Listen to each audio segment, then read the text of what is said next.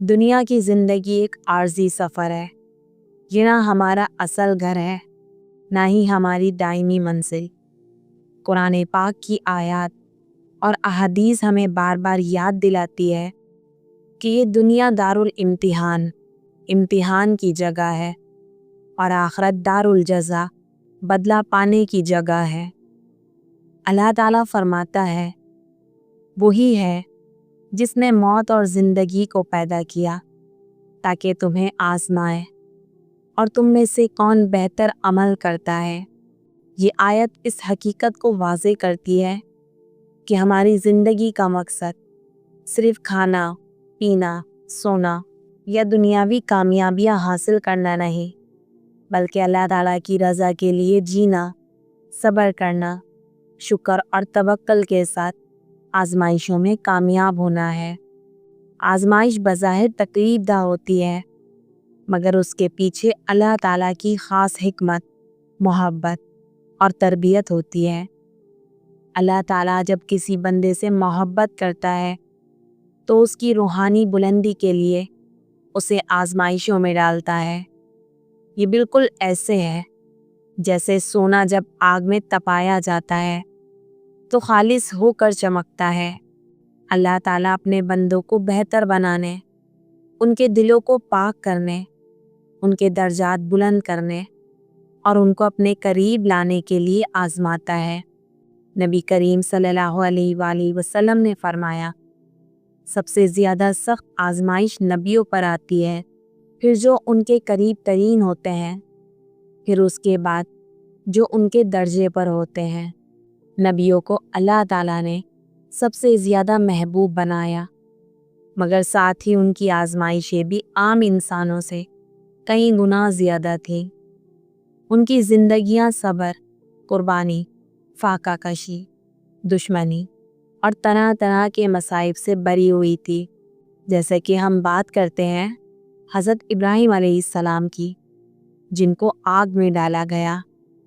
بیٹے حضرت اسماعیل علیہ السلام کو اللہ تعالیٰ کے حکم پر قربان کرنے چلے، وطن چھوڑا اور ساری زندگی اللہ تعالیٰ کے حکم پر چلے۔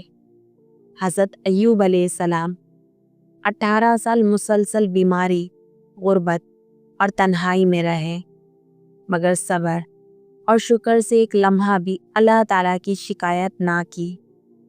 حضرت یوسف علیہ السلام بھائیوں نے کنویں میں پھینکا، غلام بنا کر بیچا گیا، جھوٹا الزام لگا اور جیل میں ڈالے گئے، مگر ہر حالت میں پاک دامنی اور صبر قائم رکھا۔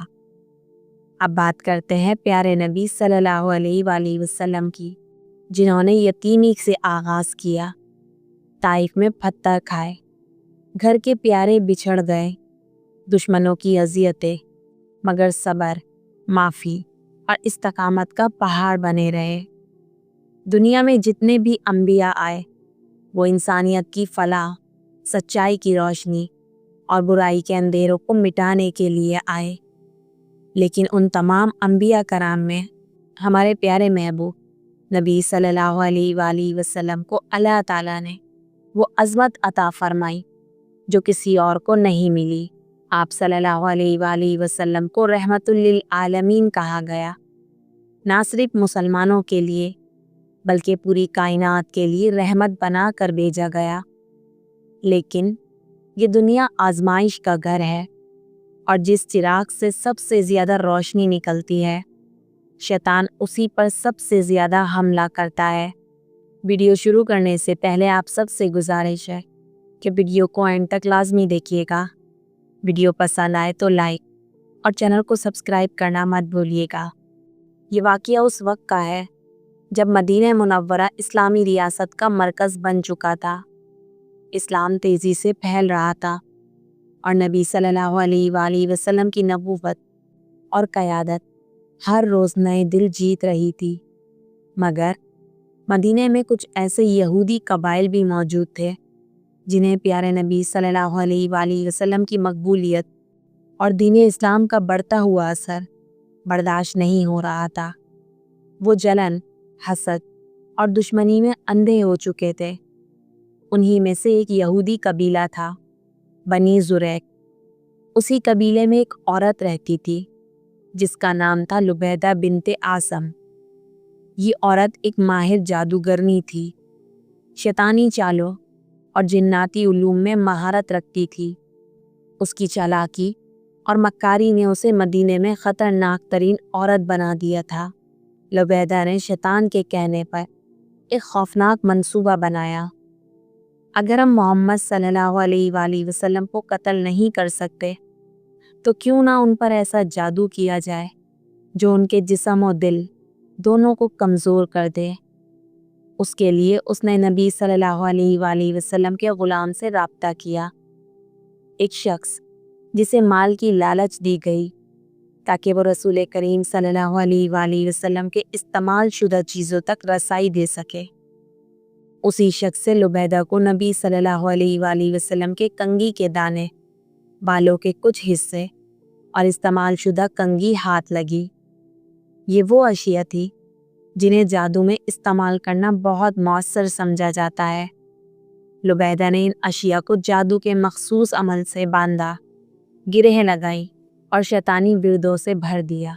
پھر اس جادو کو لے جا کر کنویں میں ایک اتلی کھجور کی شاخ کے اندر لپیٹ کر پھینک دیا۔ جب جادو کیا گیا تو نبی صلی اللہ علیہ وآلہ وسلم پر اس کا اثر ظاہر ہونے لگا، نہ جسمانی بیماری کی طرح بلکہ ایک عجیب سی کیفیت طاری ہونے لگی۔ پیارے نبی صلی اللہ علیہ وآلہ وسلم فرماتے ہیں، مجھے ایسا لگتا تھا کہ میں کوئی کام کرتا ہوں حالانکہ میں نے وہ کیا ہی نہیں ہوتا۔ یہ وہ وقت تھا جب اللہ تعالیٰ کے محبوب نبی جسمانی طور پر نہیں بلکہ دماغی اور روحانی آزمائش سے گزر رہے تھے۔ صحابہ کرام رضی اللہ تعالیٰ عنہم کو تشویش ہوئی۔ ام المؤمنین حضرت عائشہ رضی اللہ تعالیٰ عنہا بھی پریشان تھیں، لیکن نبی صلی اللہ علیہ وآلہ وسلم نے صبر کیا، اللہ تعالیٰ سے رجوع کیا اور کسی پر الزام نہیں ٹھہرایا۔ اللہ تعالیٰ نے اس اندھیرے وقت میں اپنے محبوب کو تنہا نہیں چھوڑا۔ جبرائیل امین علیہ السلام وحی لے کر آئے۔ انہوں نے نبی صلی اللہ علیہ وآلہ وسلم کو پورا واقعہ بتایا۔ آپ پر جادو کیا گیا ہے اور وہ جادو فلاں کنویں میں کھجور کی ایک شاخ میں لپیٹا گیا ہے۔ نبی نے اپنے چند صحابہ کو کنویں کی طرف روانہ کیا۔ کنویں کا نام تھا زروان کا کنواں۔ جب صحابہ اس کنویں تک پہنچے تو کیا دیکھتے ہیں؟ ایک خشک، سنسان اور سنہری ریت والا علاقہ، اور اسی کے اندر موجود ہے وہ جادو کا بندھن۔ صحابہ نے اسے نکالا، کھولا تو واقعی اندر نبی صلی اللہ علیہ وآلہ وسلم کے بال، کنگھی اور 11 گرہیں بندھی ہوئی تھیں۔ اللہ تعالیٰ نے اس موقع پر 2 عظیم صورتیں نازل فرمائی، سورہ فلق، سورہ ناس۔ ان صورتوں میں اللہ تعالیٰ نے ہمیں شیطان، جادو اور ہر قسم کے شر سے پناہ مانگنے کا طریقہ سکھایا۔ نبی کریم نے ان دونوں صورتوں کو پڑھا اور ہر آیت پر ایک ایک گرہ کھلتی گئی، حتیٰ کہ آخری آیت پر آخری گرہ بھی کھل گئی۔ رسول اللہ صلی اللہ علیہ وآلہ وسلم کو فوراً افاقہ ہوا، جسمانی اور روحانی سکون لوٹ آیا، اور یوں اللہ تعالیٰ نے اپنے محبوب کو شیطانی جال سے محفوظ فرما دیا۔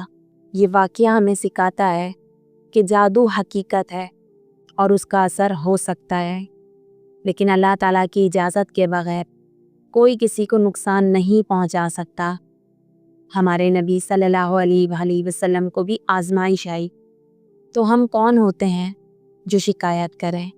نبی پاک نے صبر کیا، دعا کی اور اللہ تعالیٰ سے رجوع کیا، اور اللہ پاک نے انہیں شفا عطا فرمائی۔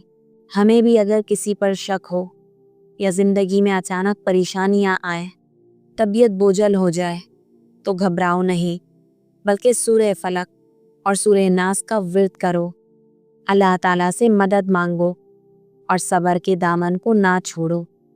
اللہ پاک ہم سب کو مصیبتوں سے بچائے اور اپنے حفظ و امان میں رکھے۔